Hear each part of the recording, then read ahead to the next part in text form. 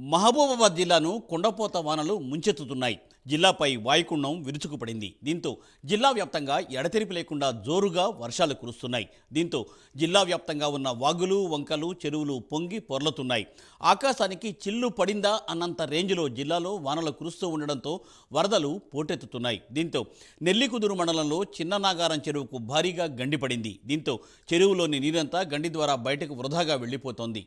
ఇదిలా ఉంటే అటు ఇనుగుర్తి మండలం రాజుల కొత్తపల్లి చెరువు కట్ట తెగి వరద నీరు ఉప్పొంగి ప్రవహిస్తోంది. దీంతో ఆ మార్గంలో వాహనాల రాకపోకలు నిలిచిపోయాయి.